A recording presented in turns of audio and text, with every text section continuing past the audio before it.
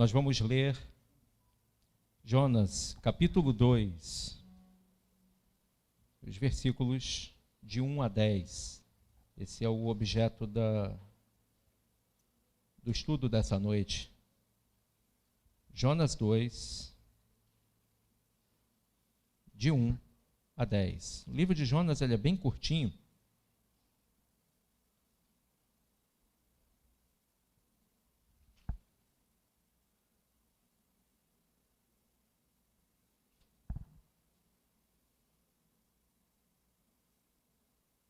Vamos chegar lá. Assim nos diz a palavra do Senhor. A oração de Jonas no ventre do peixe. Então Jonas, do ventre do peixe, orou ao Senhor seu Deus e disse: Na minha angústia clamei ao Senhor, e ele me respondeu, do ventre do abismo gritei, e tu me ouviste a voz.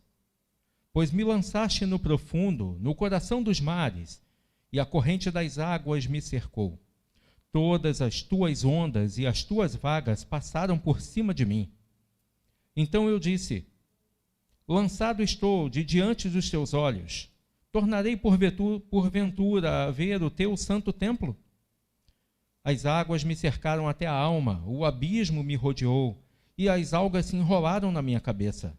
Desci até aos fundamentos dos montes, desci até a terra, cujos ferrolhos se correram sobre mim para sempre. Contudo, fizeste subir da sepultura a minha vida.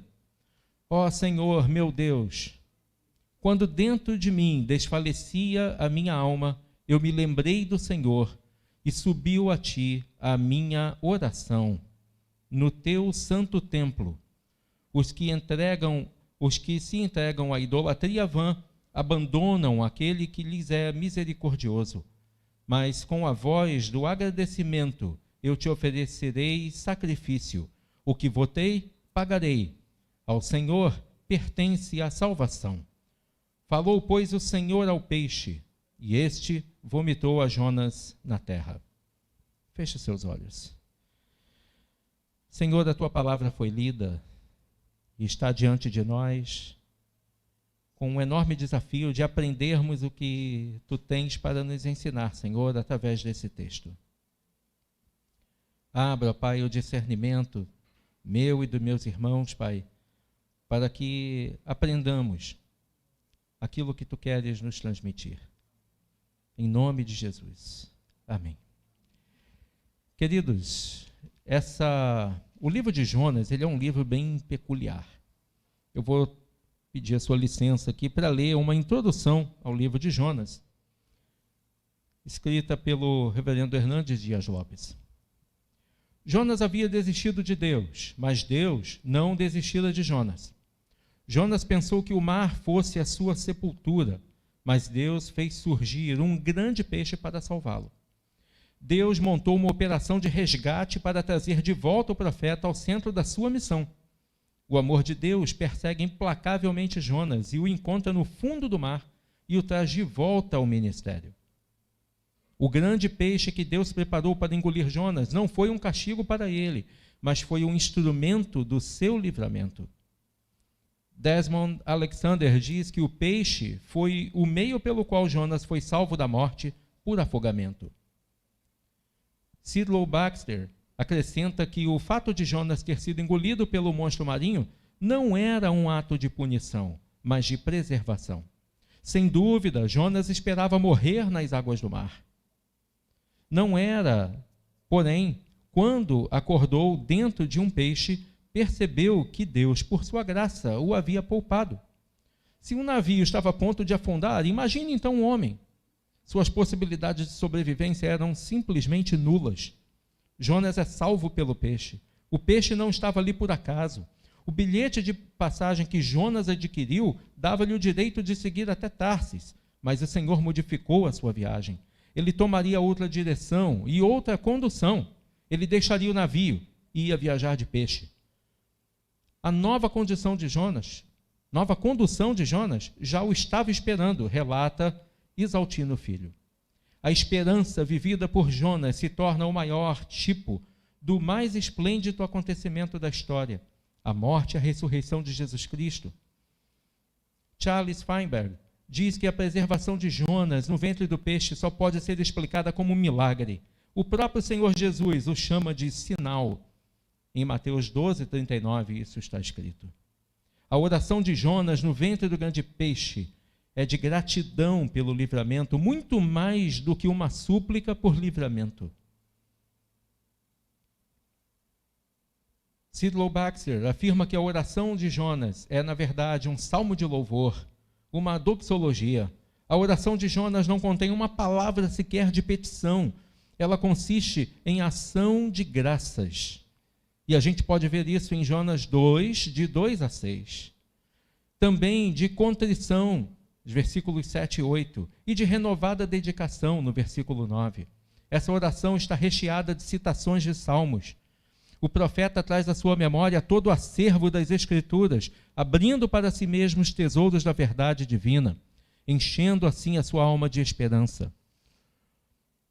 Warren Wiersbe acrescenta que, de uma experiência de rebelião e disciplina, Jonas passa a uma experiência de arrependimento e consagração em questão de minutos.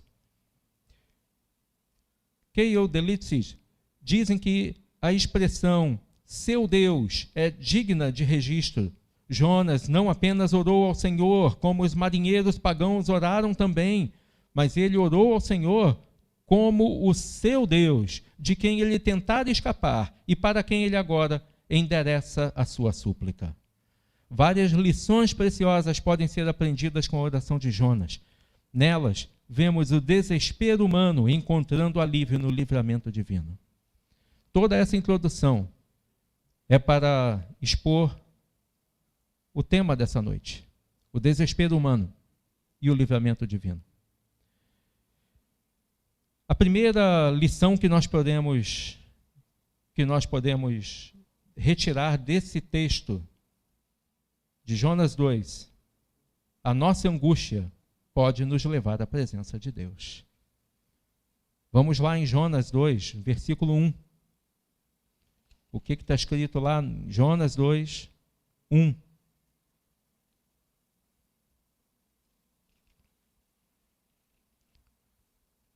Então Jonas, do ventre do peixe, orou ao Senhor, seu Deus. Jonas não estava mais no navio. O navio já tinha afundado. A esperança humana já tinha acabado. O transporte feito por mãos humanas já não existia mais. Jonas já estava na barriga do peixe.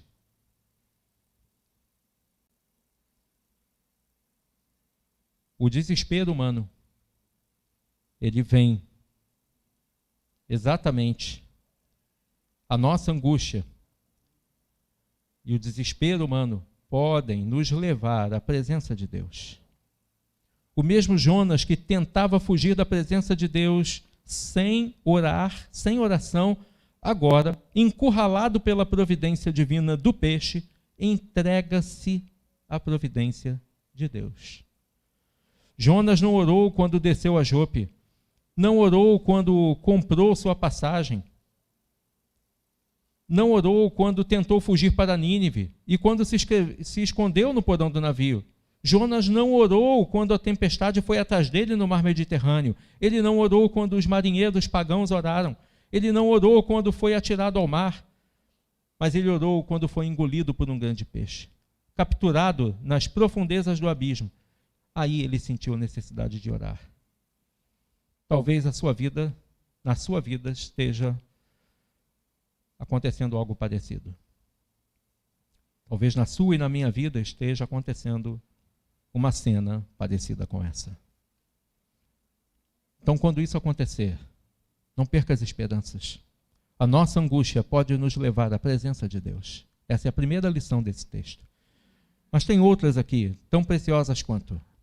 O nosso grito de angústia encontra sempre os ouvidos abertos de Deus. Olha o que está escrito no versículo 2 do capítulo 2. Assim diz: E disse, Na minha angústia, clamei ao Senhor, e Ele me respondeu. O Senhor não ficou calado, Ele não emudeceu, Ele respondeu.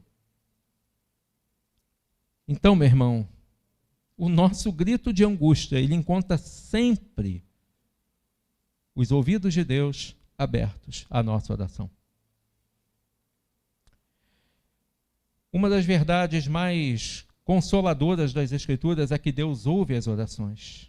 Orar não é apenas um exercício espiritual que acalma os vendavais da alma. Orar não é um sugestionamento psicológico, uma programação neurolinguística que abranda as tensões do coração. Orar é falar com aquele que está assentado no trono. Orar é buscar socorro naquele que tem todo o poder e autoridade nos céus e na terra. A oração não muda apenas os nossos sentimentos, muda também as circunstâncias à nossa volta. Deus jamais rejeita um coração quebrantado. Ele não lança fora aqueles que vêm a Ele. Os ouvidos de Deus estão sempre abertos à súplica dos aflitos. A Bíblia nos diz: invoca-me no dia da angústia, eu te livrarei e tu me glorificarás. Há pouco nós cantávamos aqui o Salmo 42, o verso 5 desse Salmo: porque estás abatido, ó minha alma, porque te perturbas dentro de mim. Espera em Deus, eu ainda o louvarei.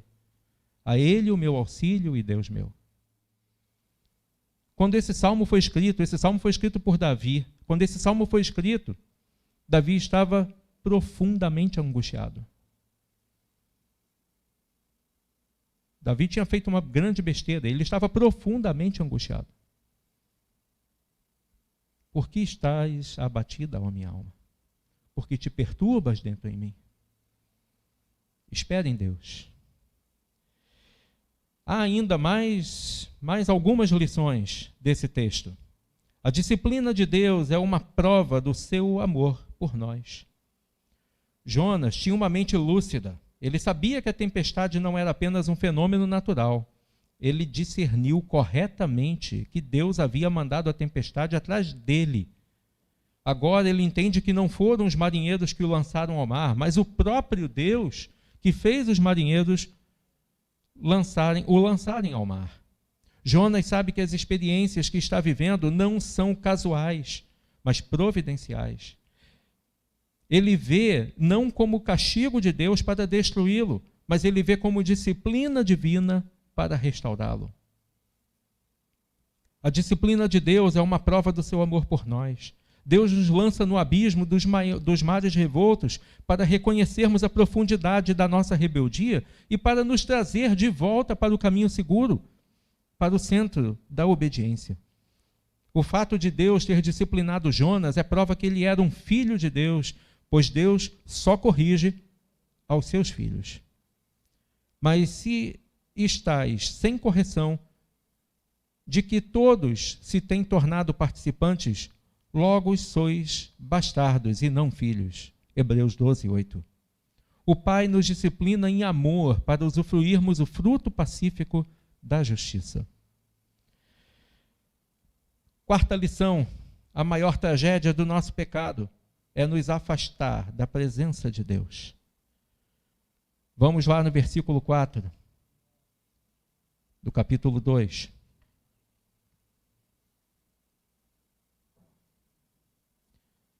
Então eu disse: lançado estou de diante dos teus olhos, tornarei porventura a ver o teu santo templo? Jonas abre seu coração numa confissão dolorosa. Lançado estou de diante dos teus olhos, tornarei a ver o teu santo templo, Senhor.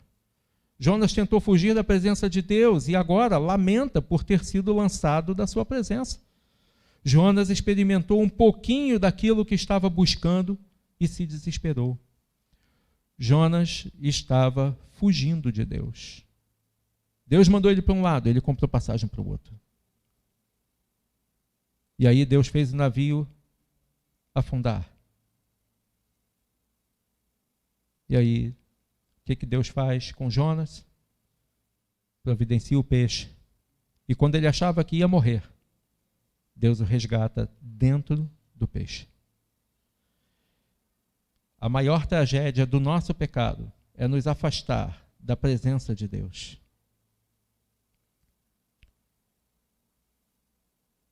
Quando tentamos fugir da presença de Deus, ficamos encurralados pelas circunstâncias. Versículo 5, aí do capítulo 2. As águas me cercaram até a alma, o abismo me rodeou, e as algas se enrolaram na minha cabeça.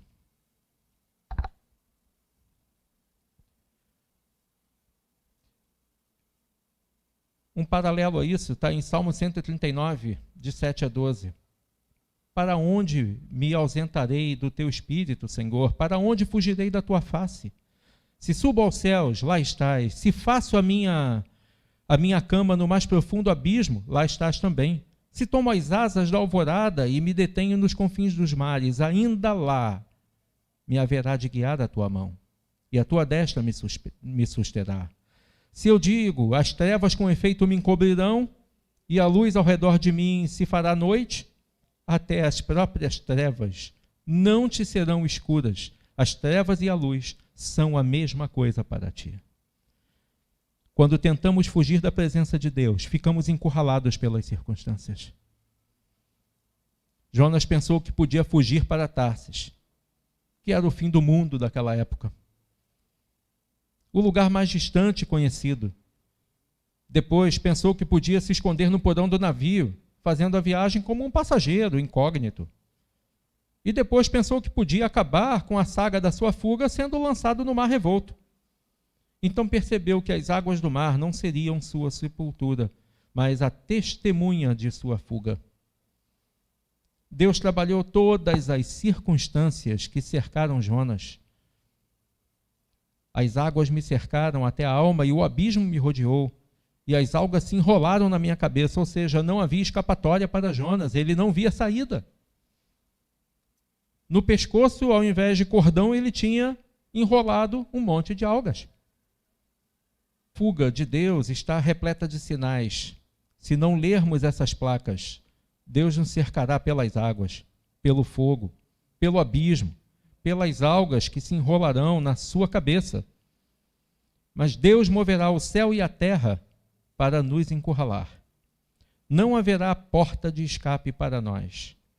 Deus nos ama tanto que nos tornará prisioneiros das circunstâncias que gritarão em nossos ouvidos acerca do seu amor.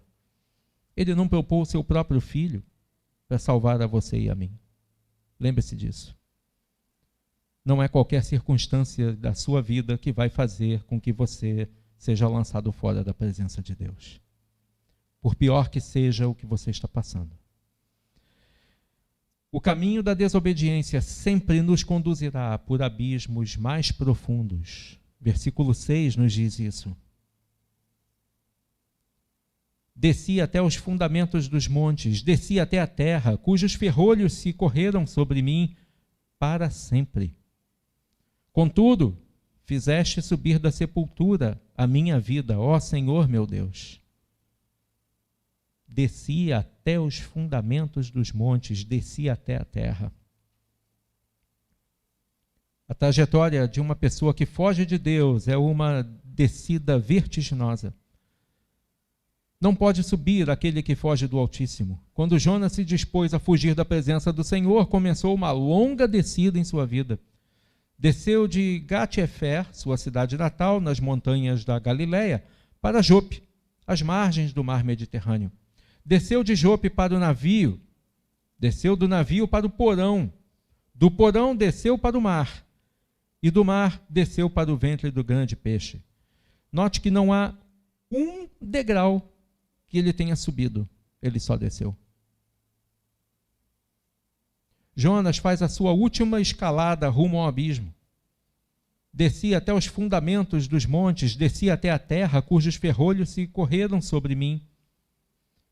Essa expressão, fundamentos dos montes, só aparece aqui em todo o Antigo Testamento e provavelmente se refere aos sopés das montanhas, as quais se estendem até o leito do mar. Jonas tentou escapar de Deus para longe, através do mar, mas Deus o fez fazer uma viagem para as partes mais profundas do mar. Ele desceu não apenas espiritualmente, mas também geograficamente.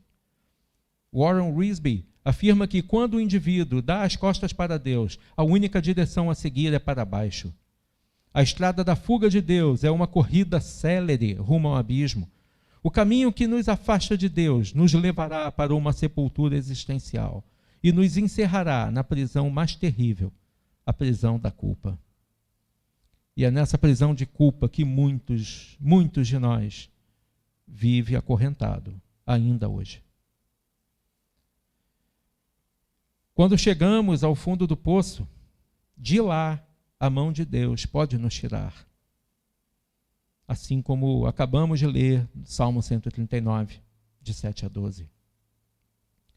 Corrie ten Boom, apesar de passar por privações no campo de concentração nazista, disse que não há poço tão profundo que a misericórdia de Deus não seja mais profunda ainda. Não há abismo tão grande onde a graça de Deus não possa te alcançar. Quando chegamos ao fim da nossa linha, ainda lá a mão de Deus te estende para te resgatar. Quando chegamos ao fim dos nossos recursos, os celeiros de Deus ainda continuam abertos para nós. A necessidade extrema do homem é apenas mais uma oportunidade para Deus agir. Quando você pensa que é o fundo do poço, a mão de Deus está lá embaixo e vai te levantar. Esse é o Deus a quem você serve. Esse é o Deus a quem você professa a sua fé. Esse é o Deus que você veio cultuar aqui hoje. Não é um Deus que você conheça de forma, perdoe-me a redundância, não é um Deus que você conheça formalmente. É um Deus que não poupou o seu próprio filho, entregou o seu próprio filho para morrer na cruz, para pagar pelos seus e os meus pecados. Esse é o Deus que você tem como Salvador. Quando chegamos ao fim dos nossos recursos, devemos lembrar daquilo que nos traz esperança. Versículo 7. Deixa eu abrir aqui no versículo 7, capítulo 2. Quando dentro de mim desfalecia a minha alma, eu me lembrei do Senhor e subiu a ti a minha oração no teu santo templo. Quando já desfalecia a minha alma, eu me lembrei do Senhor. Se as provações que você está passando, que você está enfrentando, te fazem sentir assim, nas horas de angústia, precisamos lançar mão dos arquivos da memória. Precisamos trazer à nossa lembrança o que nos pode dar esperança.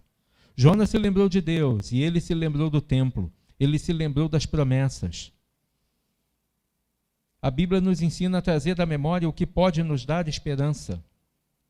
Quando o profeta Jeremias viu a cidade de Jerusalém saqueada e ferida, seus jovens sendo mortos à espada, os velhos pisados pelas ruas, e uma nuvem se formou sobre sua cabeça e disse: quero trazer à memória o que me pode dar esperança. Lamentações de Jeremias, capítulo 3, versículo 21. Jonas lembrou das promessas de Deus feitas na inauguração do templo de Jerusalém. Toda oração e súplica que qualquer homem em a chaga do seu coração e estendendo as mãos para o rumos desta casa, ouve tu nos céus, lugar da tua habitação, perdoa, age e dá a cada um segundo os seus caminhos, já que lhe conheces o coração, porque tu, só tu, és conhecedor do coração de todos os filhos dos homens, para que te temam todos os dias que viverem na terra que deste aos nossos pais. Jonas se lembrou das misericórdias infinitas de Deus, que é rico em perdoar os que se voltam para ele em sincero arrependimento. E eu faço um parênteses aqui para te dizer que arrependimento não é quando você chora. Isso é emoção. Arrependimento é quando você muda. Chorar é um fruto da emoção, é um desdobramento emocional. Arrependimento é mudança. Se arrepender e continuar cometendo os mesmos pecados significa que você não se arrependeu. Ele se lembrou das misericórdias infinitas de Deus, que é rico em perdoar, e os que se voltam para ele em sincero arrependimento. Jonas apropriou-se dessa promessa. Pela fé, voltou os olhos para o templo de Deus e pediu ao Senhor que o livrasse. Só que ele fez isso dentro do peixe. Não tinha como enxergar mais nada. Deus cumpriu a sua promessa, respondeu a sua súplica. Jonas conhecia as promessas que Deus havia feito na aliança e apropriou-se delas. Thomson diz que o templo era o lugar onde sacrifícios eram oferecidos e aceitos, onde Deus mostrava-se gracioso ao povo do pacto, onde seus pecados eram perdoados e o pecador penitente era recebido e aceito. A penúltima lição do texto, devemos saber que toda forma de idolatria é uma atitude tola e ingrata. Vamos ver lá no versículo 8, Jonas 2, 8. Os que se entregam à idolatria vã abandonam aquele que lhes é misericordioso. Jonas tinha pelo menos 2 ídolos em sua vida. A sua ideologia patriótica e a sua reputação. Há alguma coisa errada em ser patriota? Não, nada errado nisso. Errado é você colocar o patriotismo acima de Deus. E muitos que se dizem cristãos têm feito isso. Cuidado. O fim é trágico. O patriotismo de Jonas tornou-se um ídolo na sua vida, a ponto dele desobedecer a uma expressa ordem de Deus. Ele estava tão preocupado com a segurança e a prosperidade da sua nação que ele se recusou a ser mensageiro de Deus para os inimigos assírios. O segundo ídolo de Jonas era a própria reputação. Ele se sentia o bom. Quando Deus poupou Nínive, Jonas sentiu-se ferido e magoado, pois havia profetizado juízo e não misericórdia contra Nínive. Com o arrependimento dos ninivitas, o castigo foi suspenso e a misericórdia oferecida. Jonas estava mais preocupado com a sua reputação do que com a glória de Deus e a salvação dos ninivitas. Ele foi para Nínive pregar e pregou juízo contra os ninivitas. Pregou castigo, disciplina. E o que Deus deu aos ninivitas? Perdão. Uma nova chance. Salvação. E aí Jonas ficou enfurecido. De novo. Eu fico imaginando Jonas com a cara emburrada, porque ele foi pregar em Nínive e ele declarou juízo contra a cidade, contra os ninivitas. Ele não foi com uma mensagem de salvação, ele foi com uma mensagem de condenação. E aí Deus salva os ninivitas. Imagina, uma pessoa que recebe uma missão, vai lá, cumpre a sua missão, a missão é bem sucedida, as pessoas se arrependem, e ele encara isso como um fracasso pessoal. Porque, afinal de contas, ele tinha profetizado juízo contra Nínive. E Deus poupou a vida dos ninivitas, salvando-os. Não é esse o cerne do Evangelho? A salvação do pecador? Por que Jonas, então, estava emburrado e estava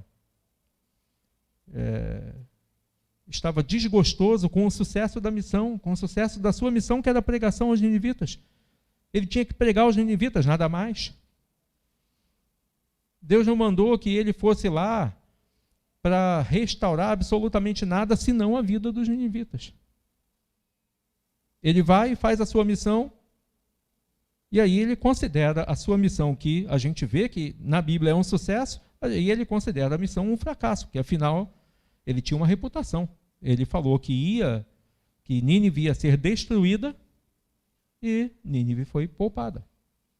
Ou seja, quem define o rumo da história não é Deus, é Jonas. De volta à sua lucidez espiritual, Jonas compreende que a loucura e a inutilidade da desobediência a Deus tem consequências Quem se entrega à idolatria abandona a Deus, e quem se entrega a Deus abandona a idolatria. As duas coisas não coabitam, não coexistem, não pode haver nenhum tipo de conciliação entre esses dois mundos. A idolatria é um ato de consumada tolice, por isso ela é vã. A idolatria leva o homem a confiar em algo ou alguém incapaz de socorrer ou de salvar. Desmond Alexander diz que aqueles que adoram ídolos descobrirão em horas de dificuldade que esses deuses são, na realidade, totalmente impotentes e inúteis. A idolatria é um ato de cegueira intelectual e também cegueira espiritual. O idólatra torna uma pessoa embotada intelectualmente e entorpecida espiritualmente. O ídolo tem boca e não fala, tem olhos e não vê, tem pés e não anda, tem mãos e não apalpa. Assim são aqueles que o adoram, tornam-se obtusos e cegos. A confiança no ídolo é vã e inútil. Todavia, Jonas vai além e diz que se entregar à idolatria é uma crassa ingratidão ao Deus misericordioso. Deus é a fonte de todo bem. Tudo que somos e temos vem das mãos de Deus. A vida, a saúde, o pão, a água, o ar, os bens, a família, a salvação, tudo. Até os seus problemas vêm de Deus. Não pense que os seus problemas vêm de outra fonte. Deus deixa que nós tenhamos problemas, porque Deus quer que nós exercitemos a fé. Através dos problemas que a gente vence os desafios, e é de problema em problema que a gente prova a nossa fé.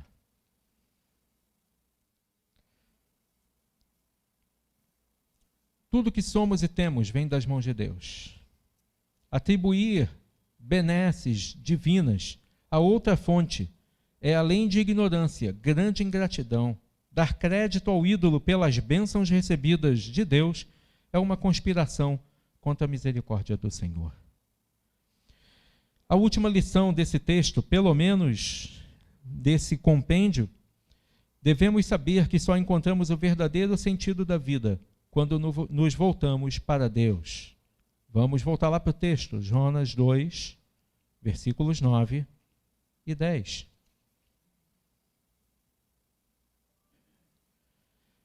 Mas com a voz do agradecimento eu te oferecerei sacrifício. O que votei, pagarei. Ao Senhor pertence a salvação. Falou, pois, o Senhor ao peixe, e o peixe vomitou a Jonas na terra. Vejam, irmãos, não há aqui nenhuma noção de quanto tempo se passou entre Jonas ter sido engolido pelo peixe e o peixe vomitar Jonas na terra. Imaginamos que se Jonas estava no fundo do mar, a ponto de perceber o leito das montanhas, a parte submersa dos montes, então ele estava distante da superfície. E um peixe, por maior que seja, por mais rápido que nade, não sobe tão rápido assim à superfície. Então, o primeiro milagre é Jonas não ter morrido asfixiado. Por que isso aconteceu? Porque Deus ainda tinha planos para Jonas. E aí, queridos, Jonas se volta da sua rebeldia e da sua fuga para reencontrar o verdadeiro significado da vida em Deus. Agora ele sabe, à semelhança do filho pródigo, que a terra distante de Deus é um lugar de sombras espessas, de angústias profundas e de solidão esmagadora. Jonas lembra de Deus e se volta para Deus. Ele não fica no estágio do desejo como o jovem rico. Ele avança para os braços de Deus para encontrar a restauração da sua alma. Jonas expressa sua alegria pela reconciliação com Deus de 4 formas. A voz do arrependimento, que acabamos de ler, no versículo 9, ele tem expressão de gratidão e não de murmuração. Ele não perguntou a Deus o que ele estava fazendo ali, por que Deus tinha colocado ele ali. Mas ele rende ações de graças e não de lamento. Jonas expressou também a sua alegria em forma de ofertas de sacrifícios. E ele diz que os votos que ele fez, ele vai pagar. Isso também está no versículo 9. O reconhecimento da salvação divina, também no versículo 9. Jonas compreende que a salvação pertence ao Senhor, e essa expressão é o tema do livro.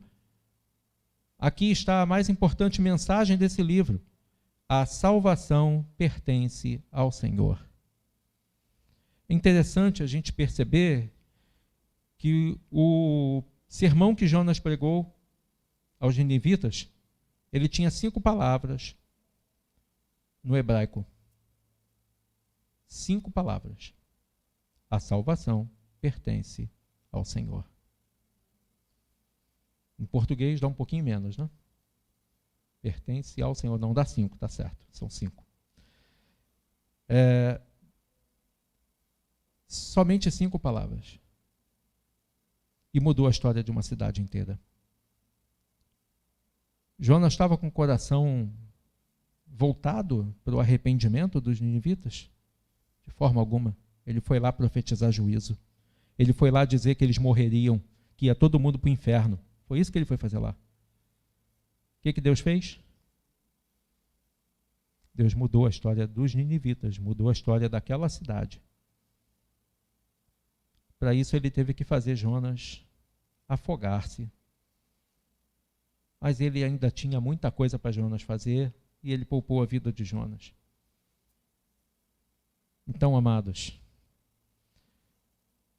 uma breve recapitulação. A nossa angústia pode nos levar à presença de Deus.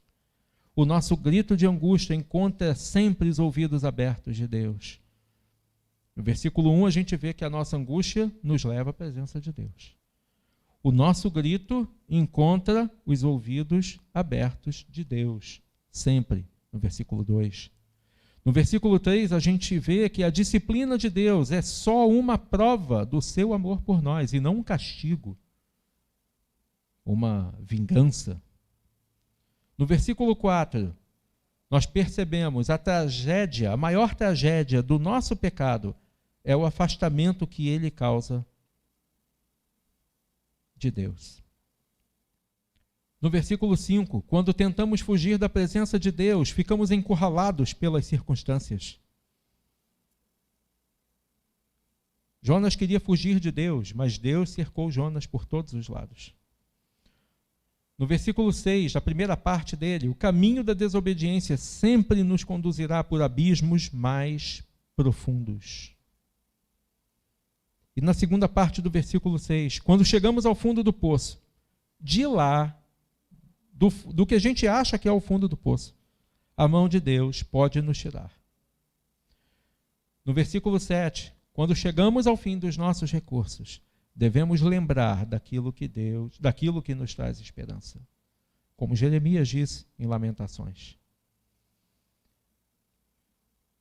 O versículo 8, devemos saber que toda forma de idolatria é uma atitude tola e ingrata.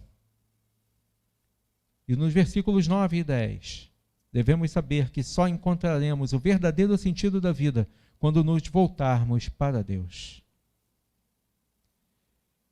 Não pense 2 vezes, meu irmão. Em meio ao desespero, às situações conflitantes, aos perigos da vida, recorra a quem tem recursos para te salvar. Não busque outra fonte, porque você não vai encontrar em lugar nenhum o que Deus tem para te oferecer. Recorra ao Senhor em oração sincera. Ele está a postos, sempre, para nos ouvir e para nos salvar. Feche seus olhos. Senhor, a tua palavra foi lida.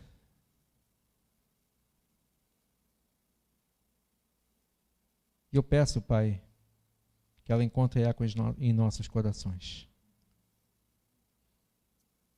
Abençoa, Pai, os nossos irmãos que estão aqui, aqueles que nos assistem pela internet. Nós sabemos, Senhor, que a Tua palavra não volta vazia. O que cada um aqui está enfrentando, só Tu sabes. Mas o que nós sabemos é que Tu és o celeiro de recursos que está sempre com os ouvidos abertos a nosso clamor, a nossa oração. Não há poço mais profundo que seja, não há circunstância ou situação que fuja do Teu controle, Senhor. E por isso a gente Te louva, porque Tu és soberano e Tu tens em Tuas mãos as rédeas da história, Senhor. Se Tu quiseres fazer com que entremos por uma porta ou por outra porta, ou entremos ou fiquemos, Senhor, como o povo de Israel, como o povo ficou peregrinando no deserto por 40 anos para fazer um caminho que poderia ser percorrido em poucos dias. Assim Tu fazes, como Tu fizeste. O que nós Te pedimos, Senhor, é que Tu nunca nos deixe esquecer que Tu tens o controle das nossas vidas e não há circunstância alguma que possa nos tirar das Tuas mãos. Crave isto, Senhor, no coração daqueles que ouvem essa palavra nesse momento. E que nunca se esqueçam. E lembrem-se de que a oração sincera encontrará o Teu ouvido aberto. Em nome de Jesus. Amém.